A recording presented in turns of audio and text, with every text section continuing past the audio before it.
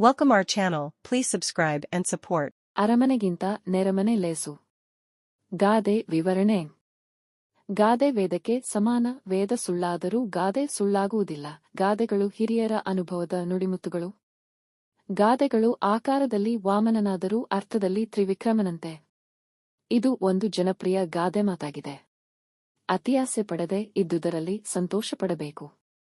ಅಂತಸ್ತು ಐಶ್ವರ್ಯಗಳಿಗೆ ಮರುಳಾಗಿ ಅವಮಾನಕ್ಕೀಡಾಗಬಾರದು ಎನ್ನುವುದು ಈ ಗಾದೆಯ ಆಶಯವಾಗಿದೆ.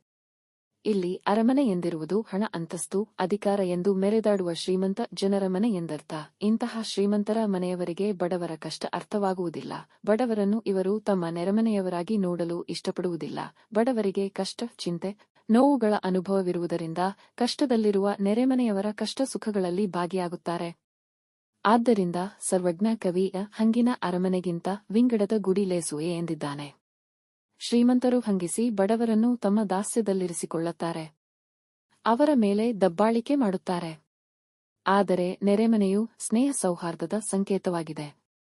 ನೋವು ಬಂದಾಗ ದೂರದ ವೈದ್ಯನಿಗಿಂತ ನೆರೆಯಲ್ಲಿರುವ ಆಯುರ್ವೇದ ಡಾಕ್ಟರ್ ಉಪಯುಕ್ತ. ಸಿರಿವಂತರಲ್ಲಿ ನೋಟ, ಬಡವರಲ್ಲಿ ಊಟ ಎನ್ನುವ ಮಾತು ಇದೇ ಅರ್ಥವನ್ನು ನೀಡುತ್ತದೆ.